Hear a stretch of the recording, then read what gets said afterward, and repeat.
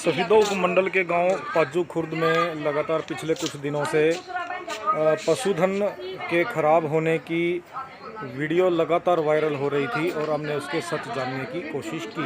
हम पहुंचे हैं सफीदो उपमंडल के गांव पाजू में, पाजू खुर्द में, जहां पिछले काफ़ी दिनों से प्रॉब्लम आ रही है पशुधन में। पशुधन में प्रॉब्लम क्या है कि पिछले 15-20 दिनों से लगातार पशु जो है खासतौर पर अगर हम बात करें तो भैंसें जो हैं पिछले 15-20 दिनों से लगातार ख़राब हो रही हैं, या वो किसी न किसी भी कारणवश जो है वो अपना जीवन छोड़ रही है। कारण क्या है, हमने गांव वालों से संपर्क करने की अभी कोशिश करेंगे। आपके साथ हम चलेंगे गांव में, गांव वाले क्या कहते हैं। पिछले काफ़ी दिनों से इस पाजू खुर्द गाँव को लेकर के भैंसों की वीडियो वायरल हो रही थी कि किस प्रकार से तड़प के जो है वो पाजू खुर्द की भैंसें मर रही हैं, या वो बच्चा फेंक रही हैं, ख़राब हो रही हैं, बीमार हो रही हैं। गांव वालों का क्या कहना है, मिलवाएंगे आपको। इसमें डॉक्टरों की कोई रुचि नहीं है। यहाँ हमारे हॉस्पिटल में प्राइवेट कोई बैठा हुआ है जो कि पैसे लेकर ही हमें जो टैबलेट लेनी है वो मिलती है। सरकार की तरफ से हमें कुछ नहीं मिलता। यहाँ नहीं हमें तारपीन का तेल भी मिलता डॉक्टर साहब जी। और यहाँ गांव के डांगरों की हालत बहुत बदतर है, बहुत बदतर है। हाँ। तो इसकी आपने ऊपर अधिकारियों को सूचना नहीं दी? अधिकारियों को बार बार फोन किया। अधिकारी हमारे डॉक्टर साहब ये बोले कि हम छुट्टी पे हैं। जय को डांगर मर रहे हैं, डॉक्टर का फर्ज नहीं है ऊपर तक को डॉक्टर आने का।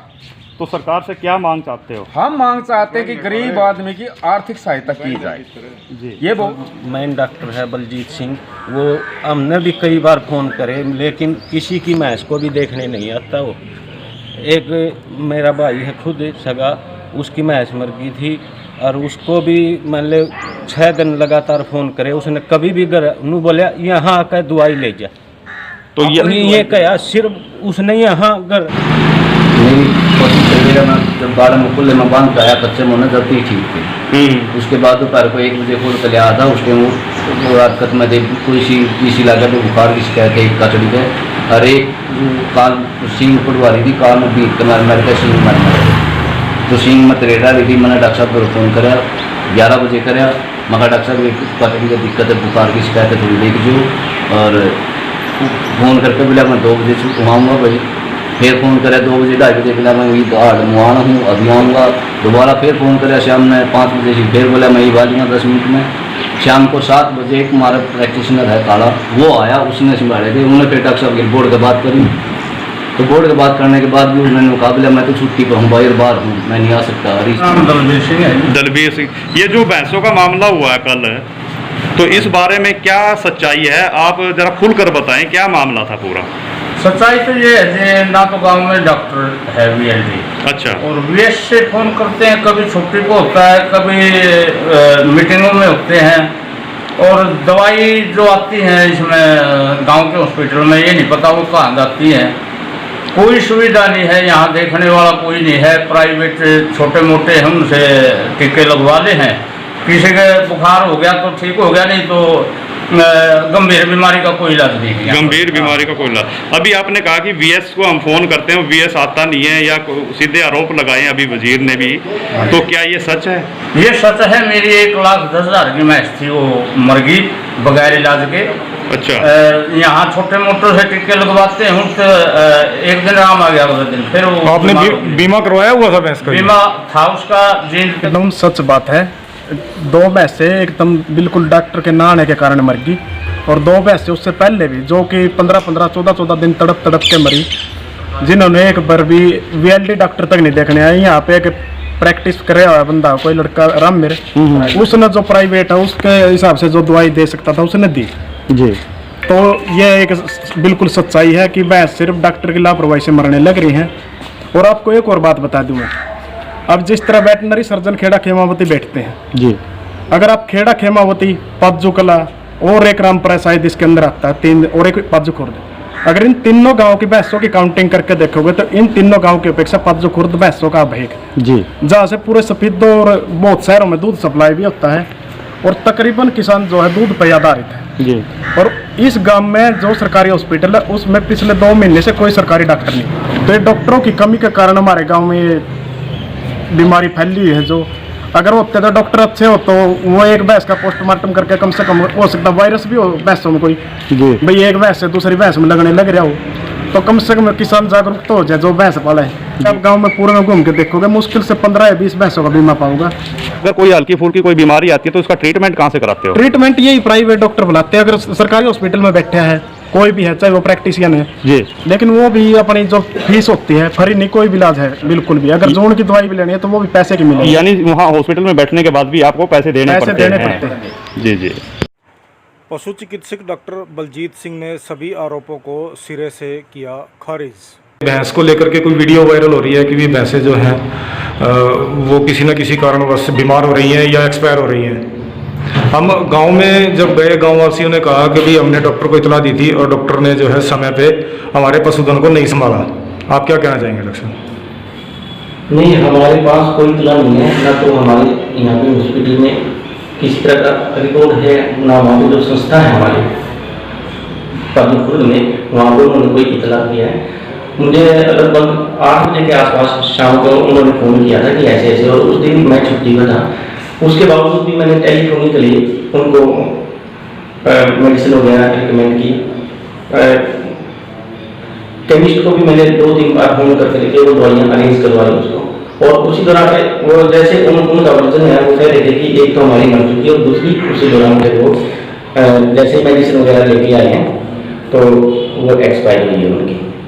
और उस दिन मैं छुट्टी पे था, उसके अगले दिन भी मैं छुट्टी पे था। तो जैसे कि पाजूपुर आपके अंडर में आता है तो उनका सीधा आरोप है यहाँ पर चलो वीएस के पास ज़्यादा गांव है लेकिन वो कोई वीएलडी है वहाँ पे परमानेंट नहीं, एक प्राइवेट है और हमारे को कोई भी दवाई मेडिसिन लेनी पड़ती है तो वो पैसे दे के लेनी पड़ती है, सरकारी सुविधा कोई नहीं मिलती डॉक्टर की तरफ से। ऐसा क्यों सर? देखो, हॉस्पिटल में जितनी भी मेडिसिन आती हैं वो सब फ्री ऑफ कॉस्ट दी जाती हैं फार्मर को, किसानों के लिए उपलब्ध है। ऐसी कोई शिकायत मेरे ख्याल से नहीं मिल पाएगी। अगर अब वो हॉस्पिटल में ही नहीं पहुँचते हैं तो उसके बारे में मैं ज़्यादा बोल पाऊंगा। गाँव वालों का आरोप था डॉक्टर साहब हॉस्पिटल पाजूपुर में एडिशनल चार्ज है, एक्चुअल में वेकेंट है वो, लेकिन बाजू कला वाले वीएलडी के पास पाजूपुर का चार्ज है और टाइम पे वो देखता है, टाइम से हो जाता है। डॉक्टर साहब, गाँव वालों का आरोप था कि पशुधन को लेकर के ग्रामवासियों को किसी भी प्रकार की योजनाएं जो सरकारी योजनाएं है वो नहीं बताई जाती। बिल्कुल बताई जाती हैं, बीमे वहाँ करवाए जाते हैं, रजिस्ट्रेशन वहाँ करवाई गई है। आपने अभी बीमे का जिक्र किया तो गांव वालों ने ये भी कहा है कि भी बीमे को लेकर भी गांव वासियों के यानी कि पशुधन के बीमे नहीं किए जाते। नहीं, मेरे यहाँ से मैक्सिमम बीमे पाजूपुर में हुए हैं। अगर देखा जाए तो उससे ज़्यादा सीधा हुए 4 बीमों का डिफरेंस है। पाजू कला में 4 बीमे ज़्यादा हुए, नहीं तो सबसे ज़्यादा वहाँ पे पाजूपुर में बीमे है। आपके संज्ञान में है ये मामला? मैंने उसी के संदर्भ में अभी बताया कि मुझे 10 तारीख को 8 बजे के आसपास रात को फोन आया था और फार्मर टेलीफोनिक के लिए बताया था कि एक भैंस मेरी मर चुकी है जी, और उसी ने मुझे बताया था कि सुबह लगभग 10 बजे से वो बीमार थी। हमारे पास उन्होंने कोई इतला नहीं दी, ना मेरे स्टाफ ने, ना मेरे को। रात को 8 बजे के आसपास उन्होंने टेलीफोनिकली मुझे बताया कि मैंने कहा मैं आउट ऑफ स्टेशन हूँ और मैं तो मतलब कल ही आ पाऊंगा, नेक्स्ट डे आ पाऊंगा, लेकिन आप मेडिसिन जो बनती है उस हिसाब से मैंने केमिस्ट को भी फ़ोन करके उसी के फ़ोन से बात हुई है मेरी। लगभग 10 मिनट केमिस्ट से भी बात हुई है दवाई अरेंज करवाने के लिए। वो दवाइयाँ लेके जैसे पहुंचा उस दौरान तक वो एक्सपायर हो गई थी। तो कानूनी लंबे से लेके वो इतना लंबे टाइम तक चल रही थी। शायद जो है जो सिम्टम बताए गए हैं वो ना पॉइजनिंग के हैं, कोई वो उनके चारे में कोई जहर वगैरह या इंसेक्टिसाइड पेस्टिसाइड जो खेतों में यूज करते हैं वो खाया हुआ था। तो उनको किसी प्रकार की सरकार के द्वारा या आपके विभाग के द्वारा कोई आर्थिक सहायता उपलब्ध होगी? आर्थिक सहायता तो अगर बीमित पशु हैं, इंश्योर है तो मिलती है। बाकी डिपार्टमेंट की तरफ से तो मेरे ख्याल से ऐसा कुछ नहीं है। एक ग्राम डायरेक्ट कोई बिना इंश्योरेंस के कोई आर्थिक सहायता दी है। एक ग्रामीणों का आपके ऊपर सीधा आरोप है कि जो हमारे वीएस हैं बलजीत जी, वो यहाँ पाजू खुर्द के अंदर परमानेंट ड्यूटी पे नहीं आते। जैसे उनके अंदर 4 गांव है तो कभी न कभी 10 दिन के लिए, 2 दिन के लिए, 1 घंटे के लिए टाइम पीरियड नहीं होता उनके पास। नहीं, ऐसा नहीं है। मैं अपने मेरे पास ये जहाँ पे मेरी अपनी संस्था है ये GVH, इसके समेत 2 संस्था हो रहे हैं, पानीपुर में, और मैं नियमित वहाँ पे जाता हूँ जी।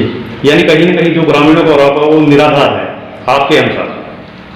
मेरे हिसाब से तो निराधार है, क्योंकि ज़्यादातर लोग हॉस्पिटल में आते हैं, एक ट्रेन बना चुके हैं हॉस्पिटल में पशु को लेके नहीं आना चाहते। इमरजेंसी तो हम चलो घर पे जाके देखते हैं, वैसे भी रूटीन में नहीं कोशिश करते हैं। हम बोलते हैं भाई हॉस्पिटल में लेके आओ, जो भी सुविधा सरकार की तरफ से या महकमे की तरफ से हम देने के लिए इसलिए बैठे हैं। सर उनका एक कहना ये भी है कि जब हमारे को सिविल हॉस्पिटल, अगर हम सरकारी अस्पताल में पशु को लेके जाते हैं तो वहाँ पैसे पे करने पड़ते हैं, क्योंकि वहाँ एक प्राइवेट डॉक्टर बैठा रखा है।